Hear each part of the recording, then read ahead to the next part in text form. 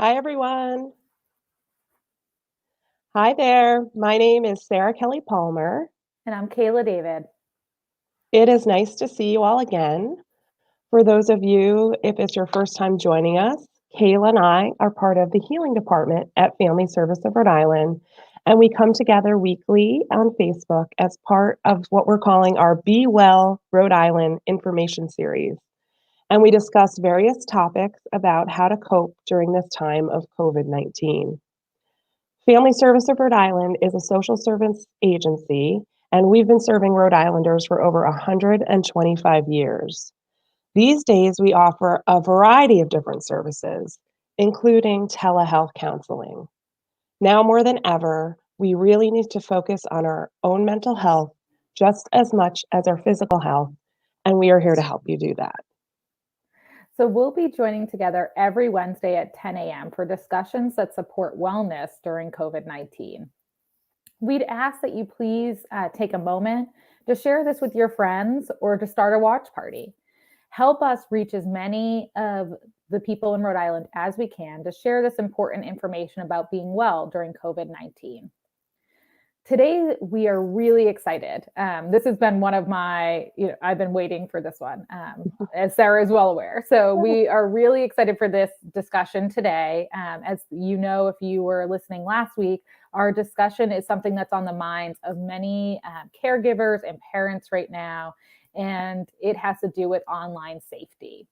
We know that children are spending so much more time on devices during the pandemic, which has been really great, right? It's helped us stay connected to friends, to family members. It has allowed children to continue learning and growing and accessing academic support.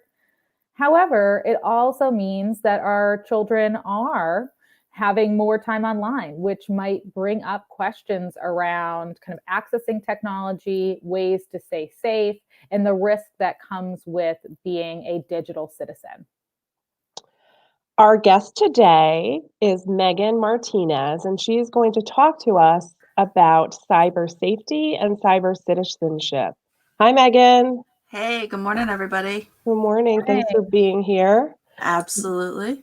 Meghan currently serves as a member of the Digital Forensics and Incident Response team at Mass Mutual. Meghan credits her formal start in cybersecurity to her friends and former colleagues at Family Service of Rhode Island, where she first started as a clinical intern. Meghan holds a master's degree in marriage and family therapy from URI and also a master's in cybersecurity from Utica College. Meghan really enjoys spreading the word to all those who will listen about digital citizenship and cybersecurity fundamentals, as well as supporting women and minorities in the industry. Meghan, we're so happy to have you with us today to talk about this. Absolutely. So, all right, well, let's get into it. So I know that as a parent, as Kayla mentioned, my son has been using technology a great deal more as a result of this COVID-19 pandemic, right? So he's a kid who went from having, I would say, very little technology to doing 100% of his schooling online, and having technology be really the only way that he can connect with his friends. So I know that it's not just me, but a lot of parents out there are worried about their kids spending so much time online. So what would you say to parents who are worried about that? Yeah, I mean, there's definitely a lot to unpack there. So, traditionally during traditional times, we'd be worried about how they're forming relationships online and the difference between that versus in person, and then the exposure that they're getting online. But I think the most important thing that I'm sure that that I think you're using this whole entire series to remind people of is, parents need to be kind to themselves, and that these are extraordinary times, and we're adapting as much as possible. So when it comes to technology, everything in moderation. And I think the important thing to do now is highlight and call out that we're using technology a lot more. and just as you said, like, have the conversation instead of using it as a tool to just broker the exchange of making sure your child's online and on time for their class. Talk about how, isn't it awesome that we get to connect with grandma, or we get to connect with our friends using the internet, but also, hey, it's not a replacement for everything either. It's not the same as going outside to play with your friends. It's not the same as being able to interact with people. So I think really highlighting those conversations about what a great tool it is, but also it's not 100%. And technology is so pervasive around us, and we're so used to having it, but we're not used to talking about it. So I think it's important to have those conversations and model and share your own experiences as far as, hey, I got to hop on this call, and talk to my coworkers. That means X, Y, and Z. What do I have to be concerned about? And sharing and bringing your children into those experiences that you're also having as the parent and as the adult. So I think, one of the things, Meghan, that's come up, a lot more for parents, and I do a lot of work with teachers, a lot more for teachers these days, is around children and technology, and parents honestly feeling lost in terms of how to approach kind of parental controls, how to monitor their kids online, how much is too much or how much isn't enough for around keeping their children safe online. Can you kind of talk to us a little bit about strategies that parents can use to help their kids stay safe? Or, one of the questions we've gotten is, should I enable all the parental controls, right? Versus just some of them. Like, it's such a difficult thing to navigate. It's very, very easy to be overwhelmed, certainly. And no one person is an expert on the numerous different types of controls that a parent can put into place on the technologies, because there's so many different technologies out there. So really, what it comes down to is you are the experts in your family and your kids. And if you're not, now's a great opportunity to have that conversation and kind of get an idea. But I think to channel a traditionally boring and corporate term, it's about doing kind of a mini risk assessment with your family to find the right balance of the needs within your household. So, one thing to consider is parental controls are no good if you don't know what they're doing or how they work. I think parents oftentimes, or even people in the corporate world running their own networks and things like that, it's like you want to lock everything down. And that's in the end not necessarily feasible, because then you're having to go in and unlock everything on the one-offs, or it becomes more of a burden on you as the parent and the controller in that situation. So learn what technologies and what systems your kids are using. So in the case of, let's say, Google, that's pretty pervasive. And then what are the controls that are available and what is going to make sense? Don't pressure yourself to say, I have to lock everything down and I have to shut it tight, because that's not realistic. So for example, in one household, a parent or caregiver may be concerned about the fact that their kids are up all night. They have an iPod, or they have the phone or the iPad, and they're on it all the time, and they're not going to bed at a reasonable time. So in that case, you might want to put parental controls on your router to say, hey, turn the Wi-Fi off at 7, 8, 9 o'clock at night and turn it back on at 9, 10, 11, whatever. You can do that and only affect those specific devices and not affect your adult devices. Other families may be worried more about very curious kids. And so, they want to be able to limit certain types of websites their kid might go to, either accidentally or otherwise. So in that regard, you might be more concerned about a control called content filtering. And so in which case you can put in like keywords or specific websites that you don't want that person to your child to access. So it's just about learning what are the primary apps, websites that your family and your kids are using, and then diving into those instead of taking kind of the shotgun approach and learning a little bit about everything, which can be very easily overwhelming. I saw Sarah like taking notes. I am. She was like, I'm literally taking notes, Meghan. I'm literally taking notes. This is so helpful. Google is your friend. Like if you know of an app that your child's using and you don't know all the details about it, just Google it. There's some really great hands-on guides. You can go into YouTube and watch someone actually go and set the different settings and things like that. So don't be afraid about what you don't know, but be as specific and discerning as possible about what you do want to know. Thank you, Meghan. This is so helpful. I do know that. So when my son started the distance learning, we kind of put everything on lockdown, like you're saying, all the controls. Yeah. And then it was like, Mom, my teacher posted a YouTube video and I can't watch it. So we kind of learned the hard way. So this information is so helpful. And we're after this broadcast, we are going to share some resources that Meghan put together for everyone, which I think will be really helpful around this. So thanks, Meghan. Absolutely. So I think the other thing we've heard about and have heard from parents, and I think schools have reacted to this as well, is that now that kids are on all these virtual platforms, right? Zoom, Google Classroom, all of these different things, that there have been some stories in the press about people hacking into, right, certain platforms or Zoom calls. And I think that has parents really anxious, especially those parents who are working from home and are really relying on their children being engaged on those platforms in school, and they can't really necessarily always keep an eye on them. So what can parents do to prevent that if they can, or what would you say about those stories?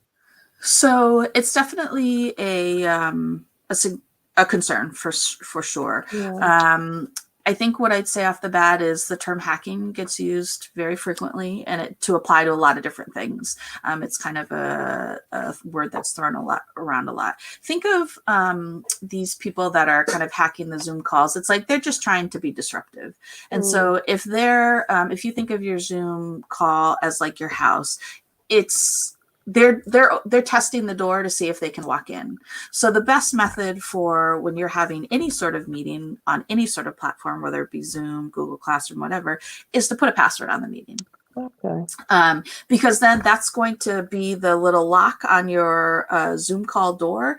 And it's, these attackers or hackers, whatever you want to call them, they're going for the path of least resistance. So if you have a password on it, they're not going to bother. They're not concerned about you and your meeting. They just want to cause disruption. So they're going to move on to the next target. So that's the bare minimum defense there that you can very easily implement. From the perspective of parents and concerns about their kids, it's definitely a conversation to have with the teacher, and probably a lot of times my understanding is that it's actually there's like a Google Classroom administrator, so it might not even be the actual teacher themselves. So be patient when you're asking those questions of the teacher, but it's important to learn about that. And you actually, as a parent, can go online and learn a little bit more about how Google Classroom works. On a larger level, I think this is a great opportunity to talk about, we used to talk about stranger danger with kids and real life scenarios, but how do you working with your child to identify, hey, you're in a meeting, look at all the participants. Are these people that you recognize? Are they names that you recognize? Is your friend, do they have their user icon, and that's typically the one that they use? Or does it not look right? Is someone's name spelled differently? Is there a name or number on there that you don't know? And in really encouraging your kids to be discriminating and noticing these differences, and giving them the permission to say, hey, I don't recognize this name or this person on here. Let's just make sure, like, is that who you say you are? And Meghan, real quick, we had a comment in our comments about, do you know if there are consequences for what they're calling Zoom bombing? Or, that must be hard to control, right? Yeah. So I don't know of any in particular, because it's very hard. The problem with online crimes, whether you're talking about Zoom bombing or, traditional cyber crime, is that it's very hard to identify these people. I can be sitting here in my house in Massachusetts, but my online address can look like it's coming from, another country or another state. So unfortunately, our detective capabilities from like a law enforcement or consequences standpoint is very, very limited. So really the onus is on individuals and families to talk about how to protect yourself as best as possible, and making sure that as parents with children, you're talking about, hey, bring this up to me as the parent and I'll take care of it as best as possible. Got it. So I think, Meghan, one of the things that you had mentioned, you've mentioned two things. You've meant that kind of bring me to my next question. You've mentioned risk management, and you've mentioned a lot about kind of education and conversations. And when we're helping kids navigate social relationships through technology, there is this kind of big question that comes up is, do we put our energy in trying to prevent our kids from accessing things? Or do we educate them to understand and make informed decisions? And many schools have begun to incorporate kind of lessons about cyber and digital citizenship.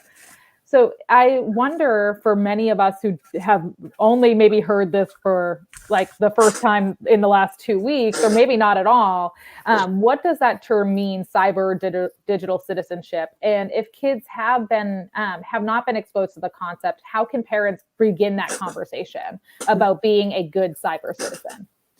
I love the concept of digital citizenship. In some ways, it's relatively new because of, the evolution of technology and technological enablement has been on the what can it do for us? And now we're starting to think more about the ethics of it and what does it mean to us as individuals and how is it changing our behaviors, our perceptions, and our interactions. At the core of it, digital citizenship, it's a mouthful. Digital citizenship is like civics 2.0. We just don't treat it that way. But really it's about, all right, now we have a new medium of interaction. So how do we navigate that in an environment where you can choose to be anyone you want to be? And so really it's talking about how can you be who you are online when you have the temptation and the power to be anyone other than yourself. And so there's a couple different sides to this discussion as far as, what the responsibility is on you for establishing your online presence and what that means, both from a semi-professional point of view, as far as from a student aspect, representing yourself and interacting in a classroom and things like that. And then also from the personal perspective of if your kid is online gaming, which is perfectly fine, or setting up profiles on an educational website or something like that. So it's important, I think, to talk about what does it mean to have an online presence. Kids, I think, are oftentimes, right now, the terms of encryption and, you send that message on Snapchat and it goes away and that's very attractive, but it's not true. So really underscoring that the difference between digital citizenship and kind of interacting in everyday life is that everything you do online has a footprint and leaves a footprint. And it may be hidden for a little bit or not, not right at the top of the surface, but it's always there. And so you have to then act as if you're being, those things are being accumulated and could potentially come up at a time when it's not convenient for you. So. Yeah, and I think some of the things that I've talked, Meghan, too, about my son is this idea of being true to yourself. So whether you're online, right, or interacting in person with your friends, that it's important to be yourself on all mediums. Because I do think kids fall into that trap of being able to say certain things or present themselves in a way that they wouldn't do if they were face to face, let's say, with their friends, right? So really trying to support kids around that. I think it's Yeah, really absolutely. Yeah. And then you start to get into the conversation of, so how can you be true to yourself online, but then also not put everything out there, Right. because then it starts to get into a privacy concern. Yes. So it's kind of about how do you create that presence, but then then flip it and think of it as, well, what could someone do with this information? So a lot of times what I've done in the past with both adult and child audiences is take a look at what their footprint is now. So if you have a child that's, let's say, a teenager, they're using some apps, they're on Facebook, Instagram, Twitter, and all that stuff. Take a look and walk through this exercise with them and take a look at what their tweets are, what their pictures are. Instagram is amazing because even though you're not necessarily spitting a lot of words out there, hey, let's look at this picture that you posted yesterday. And what is it showing? So are you geotagging yourself in there? Are you tagging other people? Is it showing our house number on there? And so now you're saying, hey, town of North Kingstown's awesome. The local baseball team is great. But now people can narrow down where you live. So that's a really eye-opening exercise. And then you can go from there and talk about what value of that is that information. And information is probably the most valuable thing about ourselves now, because that means that, if I know something about your child and I can tailor different things to them to get them to click on something, which then exposes them to a lot more.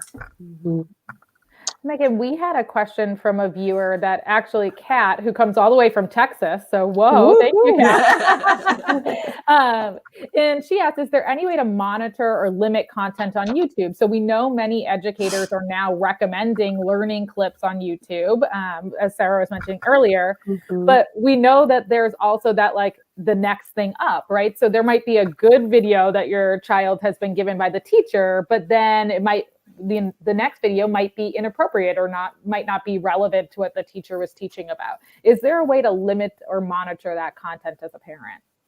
So there is, and I'm forgetting the exact term, but there is a YouTube for kids, I want to say. So that would be something I would start off with before you delve into looking at the controls within YouTube. One of the things that's been really fascinating that I've been kind of doing a little historical research on is, Google is a great advocate in a lot of ways of transparency and wanting their whole platform is wanting to make information available. And what they're trying to really catch up on, and I think what the industry will admit is somewhat of a tenuous balance there, is that putting controls and limiting that content, even in the name of safety, is something that we as a society have a very hard time navigating. So it really is a constant battle. And unfortunately, the way the industry tips right now is it's going to allow more things that are potential red flags than it is, then you're going to find controls that are adequate, that we're going to find adequate from a parent perspective. So in that regard, it really puts the onus on the parent to say, if you see something that's inappropriate, or kind of having those uncomfortable conversations from a proactive standpoint, because a lot is going to slip through the cracks, even on those controls. I think, Meghan, we all kind of jumped into this virtual learning, right? Like kids maybe being on their devices while parents work so fast that I think a lot of parents, me included, didn't have those, like you're talking about, these deliberate conversations and communications with our kids, because the switch just kind of flipped so quickly that people just had to get their kids connected, right? So you shared so much great information with us this morning. What are there a few other concrete tips you want to highlight for parents so they can kind of set their kids and family up for success? Because I know it's not too late to kind of take a step back, right? And have these conversations. But are there any other concrete tips you want to share that could be helpful to parents during this time?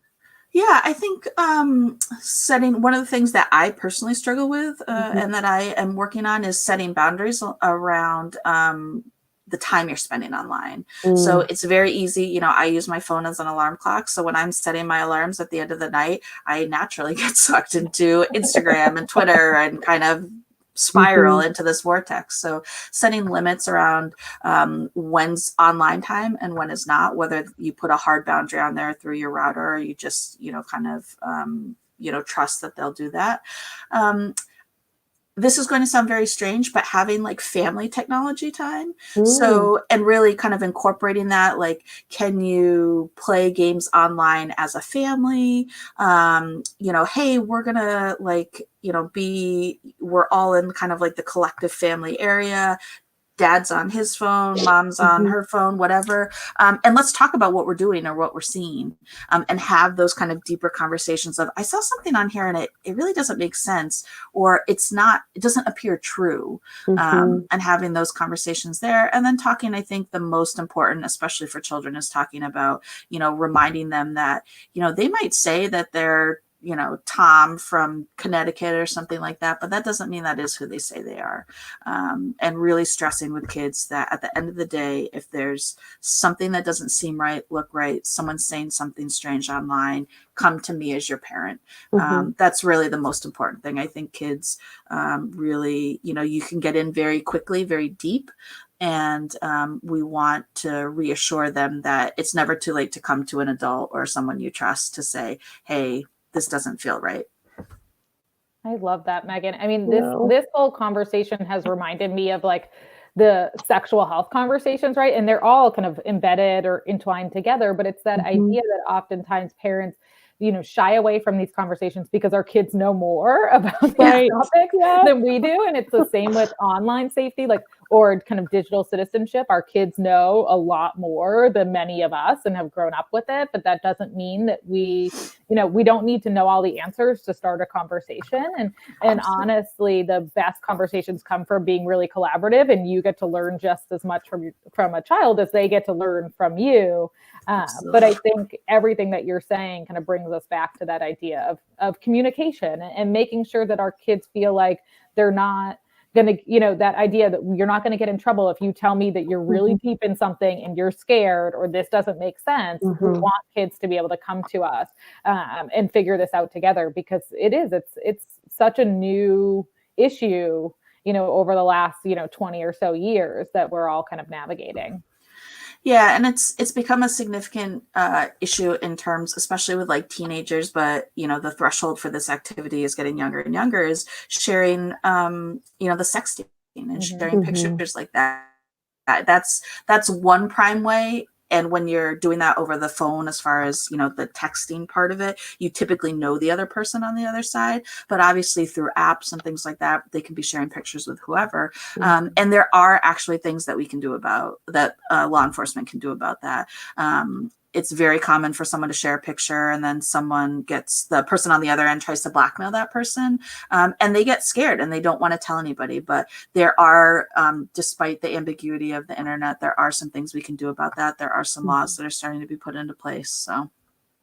Yeah. And you actually worked for the cybercrimes unit for the Rhode Island State Police, correct? I did. It was quite an honor. It was a great learning opportunity, very eye-opening, and really, technology is always going to advance faster than we can learn about it. So we just have to kind of learn to be comfortable with that, and not shame ourselves when we don't know something. Well, Meghan, thank you so much. I can't express enough that we appreciate your time and sharing this information. I've learned so much, right? Sarah was taking notes. I think this is so eye-opening and helpful. Just so everyone knows, we will be sharing additional information, and you can always visit us at our website, www.familyserviceri.org, for more information. And we look forward to seeing you next week. We will be, actually, our guest next week is the creator of Peace Love, Jeff Spar. And he's going to be talking to us about artistic expression and ways to express what we don't have words for right now. So we hope to see you next week, and be well, be safe. And thanks again, Meghan. Thank you, Meghan. Bye, everybody. Thank you.